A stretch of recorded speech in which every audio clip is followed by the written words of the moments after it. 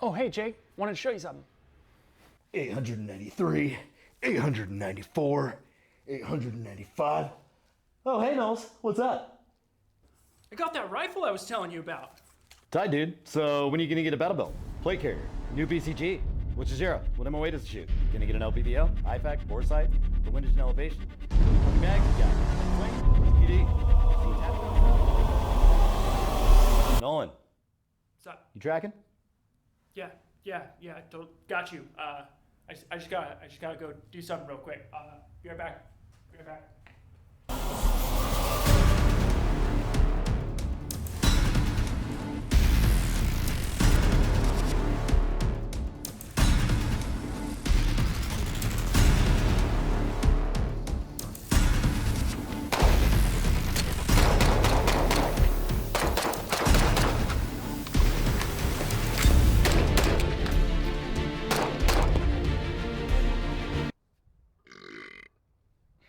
Perfect. You get that? Yep. All right.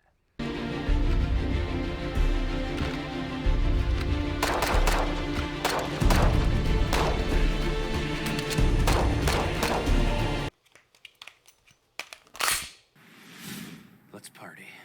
Let's talk for a second. This video is for the new shooter. It's to help you guys understand common gun terminologies, lingo, or things you might hear at the range. This could be even for the old shooter who's been living under a rock for the past 10 years or so and doesn't understand the current gun culture. Either way, let's jump into it. Where a better place to start than to talk about bullets?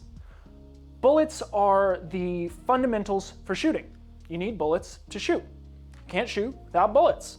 Bullets are love. Bullets are life. Now, there are different parts that make up a bullet. You have the primer, the casing, the gunpowder, and the actual bullet itself. Now, you might hear these referred to as rounds, cartridges, or bullets. Those are commonly interchanged. The primer is the little button at the end of the casing that actually ignites the gunpowder. The casing is the house that holds the whole family together. The gunpowder is the ignition source that actually pushes the bullet down the barrel, and the bullet is encased in the top of the casing that actually flies down the barrel. Other common terminologies you're probably going to hear are zero, POI, and MOA. Let's start with POI, point of impact. It means where your bullet hits in relation to where you're aiming. If you're aiming dead center and your bullet hits high, your point of impact is high, and vice versa if it's low. Now, zero kind of goes along with point of impact. Zero is the distance at which you set your sight to impact the target at where you're aiming. MOA, or minute of angle. This refers to the size of the grouping that you're going to have when shooting at 100 yards. 1 MOA means you should be shooting about a 1-inch group at 100 yards. And it's going to continue so on and so forth. 1 inch at 100, 2 inch at 200, 3 inch at 300. Moving on to sights and optics. Now, a red dot sight is going to be your most common sight that you're going to run into, whether it's online, the shooting range, or at a friend's house. Now, a red dot sight is generally a small tube with a little red dot that's shined onto the glass. Your eye picks it up like a cat and you just focus right in on it. It's a lot easier than shooting with iron sights or things of that nature. They're very fast, generally very affordable, and they just work. Now, a holographic sight is like a red dot, but it uses a hologram. Red dot, but hologram. It's science, man. I don't get it. But they are different and they work in similar ways. And lastly, LPVOs. These are the new hot. They are the thing to have, my man. They allow you to have red dot capabilities while still having a sight that you can zoom all the way in to a higher magnification. It goes down to a base magnification of generally 1 power, so you see through it just like you would see through a regular red dot. But again, you can magnify it up all the way up to whatever magnification you have, whether that be 4, 6, 8, or 10. It varies. Now, when you're sighting in your new scope, you might be asked, what's the eye relief like? Well, eye relief can be a little confusing if you don't know what it is, but broken down in its simplest form, it's the distance at which you can keep your eye away from the optic while still having a full, clear sight picture. Now, you won't experience this with red dots or holographic sights because they aren't magnified. This only affects you with a magnified optic. It's the way the magnification works between the lenses. Moving on from optics to gear. Now, we have battle belts. Now, a battle belt is generally an overbelt. And what that means is you would take this and actually put it over the current clothes that you're wearing, just like so. The reason for that is it allows you to attach different accessories like a holster, mag pouches, dump pouch, or whatever Gucci accoutrement you have. And that means you don't have to drop your trousers every time you want to put your holster on.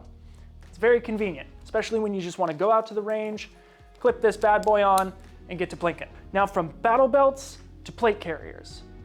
Wait, hold on one second.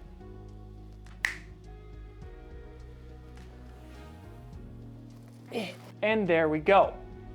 Plate carrier. A plate carrier is a vest designed to not only hold munitions and extra gear, but it's also designed to hold armor. Now, there are different types of armor you might encounter. The three most common are level 3A, level 3, and level 4. Now, level 3A is soft body armor. It's generally worn under clothes and it's flexible and it will generally only stop most pistol cartridges. Now, level 3, like what I'm wearing, is designed to stop multiple rifle rounds. It can be hit multiple times in the same spot, and it's generally made out of either steel or a ceramic composite. Level 4, on the other hand, is meant to stop one really spicy boy. Now, I hear you guys saying, I hear it, but Nolan, what is the most important thing that I need to know? And I can't answer that because there are too many important things. But I'll tell you, one very important thing for you to know is actually two important things. Range hot and range cold. They go together like the most beautiful couple you've ever seen. Now, important side note, whenever you hear these, you need to repeat them back to your homies. Every time. Let them know that you're on the same page with them. Now let me explain what they mean. Range cold means that somebody is ready to go and check their targets. You've been shooting, now they're ready to see where they've actually been hitting. It means stop playing with your gun, put it on safety, unload it, whatever you have to do, stop touching it. Stop touching things. So people can go downrange and feel safe downrange. You don't want any accidents to happen. Now, range hot means the opposite. It means, hey, I'm done looking at my targets. Now I'm ready to start shooting again. Because that's what we're here to do. We're here to shoot. Shooting's fun. Shooting brings us the happy feelings, the good feelings. So whenever you hear these, repeat them back so that way you and your friends know you're both on the same page. And nobody's gonna shoot anybody because we're safe and safety matters. Now we have to talk about some serious stuff. I'm cereal. I'm super cereal. Since we just talked about range hot and range cold, we need to talk about what if a boo-boo does happen? What if the bad becomes reality? That's why you carry an IFAK, or an individual first aid kit. Now, an important note is that your IFAK is meant for you, not for other people, unless they don't have one. Now, an IFAK is, as I explained before, your own first aid kit. It's meant for trauma situations where something bad has happened. It's not meant for a paper cut. It's not meant if you get a little blood blister.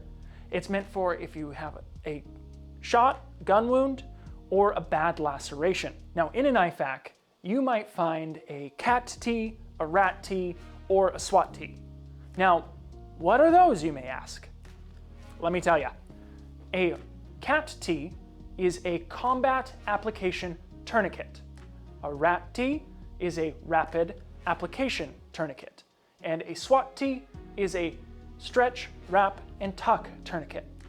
They all have generally the same use, but different applications. These are for really, really bad injuries when you have to cut off blood circulation to a limb. Lok Key Mod and Picatinny. These are all 3 different attachment methods to put gear on your rifle.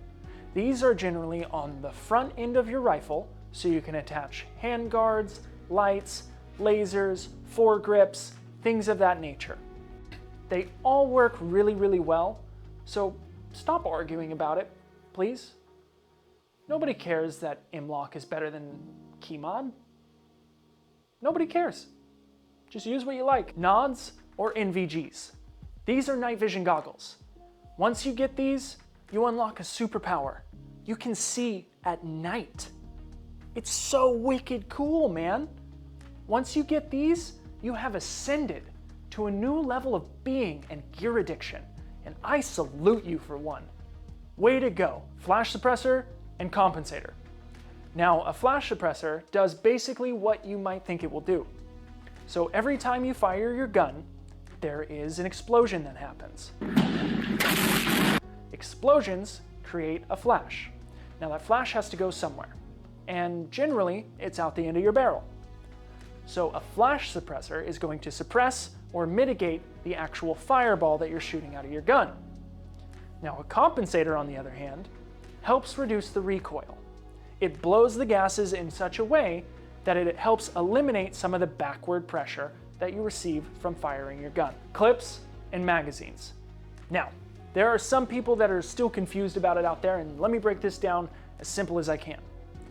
A clip holds bullets to feed into a magazine. A magazine holds the bullets to feed into the firearm. Make sense? I knew you'd catch on. You're smart. You're like wicked smart. My boy's wicked smart. Double action and single action. Now, a single action firearm means that the trigger will perform only one action, and that is to either release the striker or to release the hammer, thus firing the round. Now, a double action does, did you get it? Knew you would. It means it performs 2 actions. So it not only releases the striker or the hammer, but it loads the firing mechanism as well. So when you pull the trigger, the hammer or the striker, depending on what type of firearm it is, loads back, as well as, once it gets all the way to the back, releases and fires. Double stack and single stack. These refer to magazines and the way they store ammunition. So a single stack simply means that all of the rounds line up in a single file line in the magazine, straight up and straight down. A double stack, on the other hand, isn't quite side by side in 2 different lines, but in a staggered position. This allows for a higher ammunition count in your magazines. CCW, IWB, and OWB. These fun little 3-letter acronyms refer to a CCW as a concealed carry weapons license, or a concealed carry permit as it's normally called. IWB means inside the waistband, and this refers to when you're carrying a firearm and you carry it inside the actual waistband of your pants. OWB refers to an outside the waistband holster. So instead of on the inside, you carry it on the outside of your waistband. Now, an 848 double barrel double trigger. This refers to, I'm just kidding, it's not anything. Got you though, didn't I? Got him! Fully automatic and semi-automatic. Now, semi-automatic simply means that every time you pull the trigger, you will get 1 round fired and a new round loaded in. And then you have to release the trigger and pull it again to fire another bullet. Now, fully automatic, or the hotter, more fun of the 2 sisters, simply means that once you finger that trigger and hold it down, she's gonna keep on rocking till you say no more. Find a safe word, friends. It's addicting. All right, guys, I'm pretty sure that's all I've got for you today.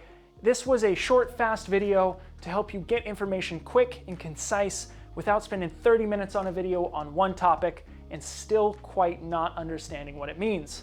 I was trying to cut through the BS and make it as easy to digest as possible. Until the next party, my friends, stay safe out there. Hey guys, thanks for watching. Please like, comment, subscribe, tweet, Reddit post, share it, put it on your Facebook, tell your grandmother about it, and maybe text 5 close people before bad luck finds its way to you. And then hopefully that'll help keep this channel afloat, keep us moving forward with more juicy content, and maybe someday we can finally get that arm transplant for Steven.